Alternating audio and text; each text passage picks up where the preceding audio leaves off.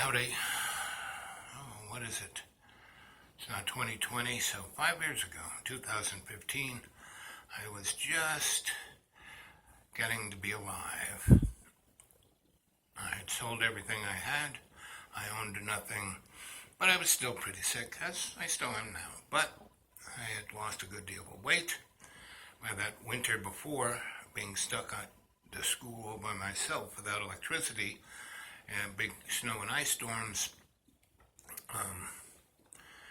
and I was basically eating just onions and oatmeal, and that's what brought my weight down, because that's all I had, and I had very little of it. So it's just like some people, how do you live? You have no money, how do you pay your bills? Well, it's called a budget, and right now I basically live on $32 a week, and that includes me going to some place where I have breakfast and it has a good Wi-Fi so I can do a live chat. Here, the internet bandwidth is like poco, because I live in the poor neighborhood, right? It's like living in the hood, but I live out in the deep green.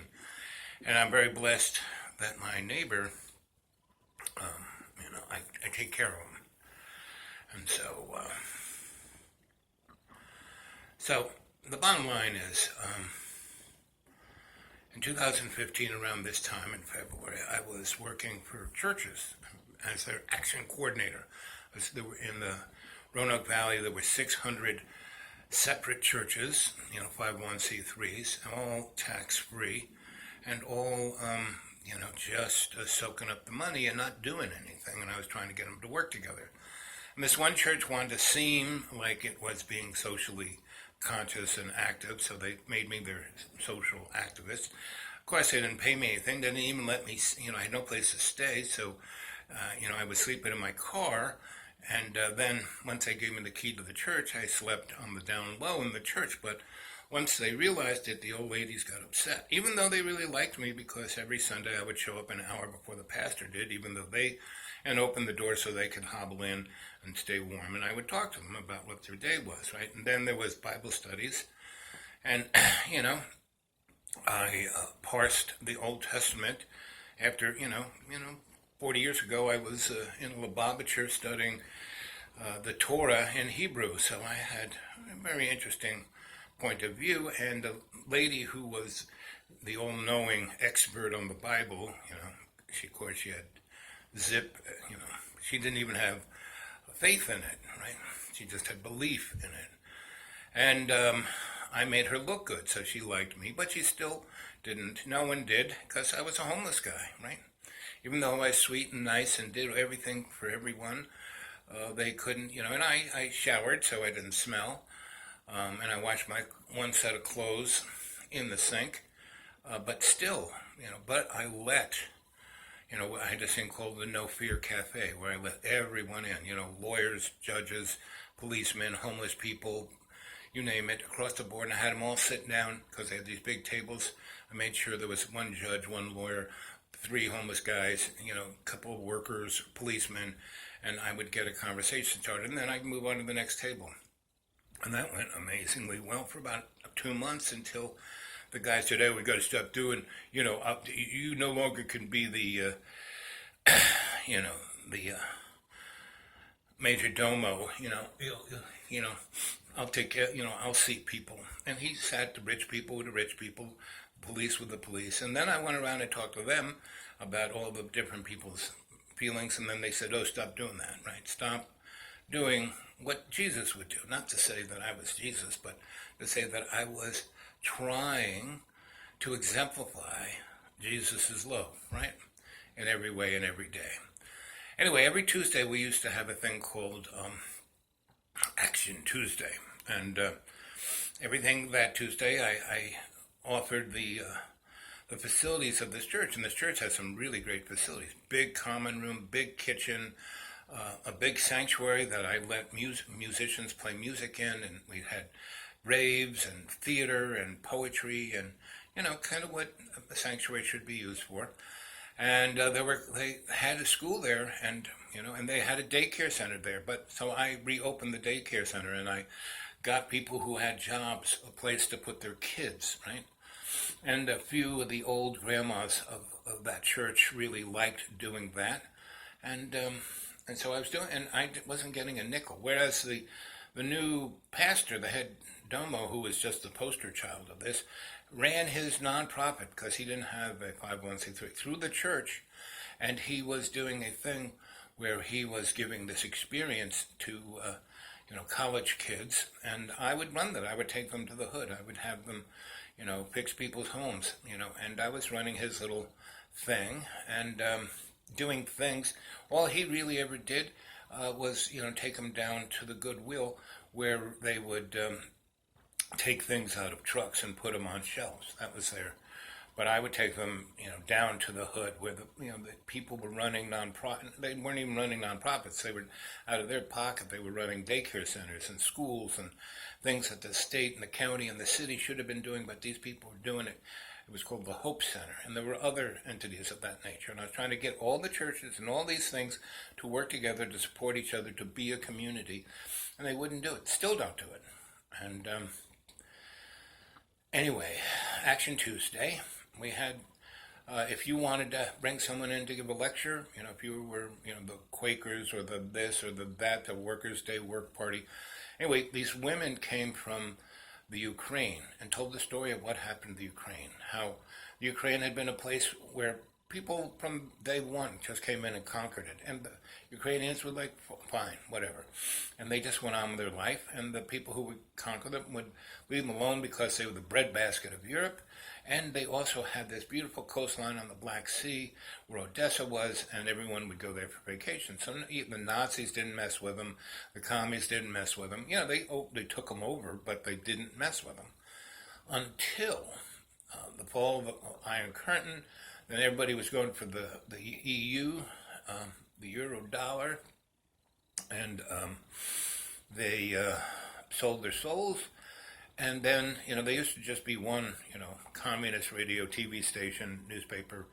And then there were all this great diversity, And then, when, Mikhail Gorbachev had Glasnost, there was about a 10-year period when it was pretty interesting. And then it became a corporate oligarchy, a fascist state. And that's what happened in the Ukraine. And that's what we're seeing right now with the Biden thing and the carrot head, pinhead thing, and his State of the Union, which was just a infomercial, of giveaways. I mean, he gave away. It was like dialing for dollars or let's make a deal last night on the State of the whatever, and Pinhead's going to win if the powers that be want him to win. Right now it's up in the air. I mean, they would probably as happy to have Buttigieg, and anything to cause disharmony. The only one person I see who could probably bring harmony back to the Union is Tassie Dabbert. She's enough of everything. A woman of color, a vet, still in the military, still serving, the only person who's speaking of truth. That's the one person. And of course, she gets no coverage by the corporate thing. And not to say that she's perfect, because anyone in the political system is not perfect, because the political system needs you in it to be anything. So these girls told the story of how Ukraine fell, and this is 2015. And Donnie hadn't come down the escalator. But these girls said, listen, this is what's going to happen. Donald Trump is going to get the Republican candidacy, and Hillary Clinton's going to run after him. And the only reason Hillary's going to be there is because she is the most disliked person. The only person that Donald Trump can win against is this. Now, Donnie's been there for 4 years now, so he can pretty much beat anybody. I mean, he can bring, if Bernie if Bernie ran against Donnie the first time out, Bernie would be our president, right? And we would see what, Bernie's motif would be about, And, but if he runs against Donnie, all Donnie's going to talk about is how he's a commie, how he's a socialist, how he's going to take your this, how he's going to take your that, right? And if Warren gets the shine, It's going to be, whatever she is. You know how she's Pocahontas, right? And if the person that Donnie could run easiest against is Biden because he's such a joke and has always been a joke. And if Buttigieg, Mayor, whatever his name is, gets in, he'll just run against. He'll just go on the presidential range, on why we can't have that kind of person, that other in there.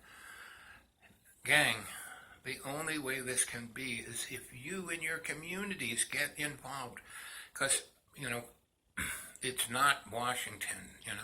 People. It started with Ronnie going on, about how the biggest problem in America is the government. They can't do anything right. Well, they put us on the moon. They gave you your smartphone. Everything in your smartphone came from the federal government. The screen, the touch screen, everything, the internet, you name it, right? And virtually every industrial breakthrough was paid for by your tax dollars, and then the government just gave it to industry to then charge you for it. Like the internet, that was definitely a DARPA, net. And then it was given to corporations, and everybody who's, like Moron Boy of Facebook, all of those people, Stevie, Jobby, you name it, they're all just poster boys. They didn't invent anything. The powers that shouldn't be took them and put them in that place. Everyone who gets in place is put there, right? And so you have to wake up. Your Sensei Al-Bob, your Sensei Al-Bob, not going to be here. I'm definitely got a limited warranty. I've already died 6 times, and I am doing this because it was told to me, hey, you got to go back and fulfill what you promised to do before you showed up. So I'm doing that, right? It doesn't mean I have to succeed, doesn't mean I have to be president, doesn't mean I have to lead any kind of movement. No, when I am leaving, it shows on the YouTube, and I'm, saying, hey guys, you better take these down and put them on hard drive, floppy disks, CD-ROM, up in the cloud somewhere, so you can go back and look at this stuff. I keep doing this because I repeat myself a good deal, but each show is a little different, right? And each show is kind of limited by my technology. And where I'm located, I'm out in the middle of nowhere, so it's a miracle I can even get on the internet with you guys. So I'm leaving you this, and maybe tomorrow I'll do a live chat, maybe Saturday, maybe Sunday, but someday in the next 4 or 5 days I'll do a live chat, because our live chats have been pretty good. So, okay, here it is, 1313. I love you guys. Remember to Our Father who art in heaven, hallowed be thy name. Thy kingdom come, thy will be done on earth as in heaven. Give us this day our daily bread, and forgive us our trespasses. We forgive those who trespass against us, and lead us not into temptation, but deliver us from evil. As it was in the beginning, is now, ever shall be, world without amen. And every day we take the peace of the earth and make it stronger through love's co-creation. Hail Mary, full of grace, the Lord is with thee. Blessed art thou amongst women, and blessed is the fruit of thy womb, Jesus. Holy Mary, Mother of God, pray for us sinners now, the hour of death, amen.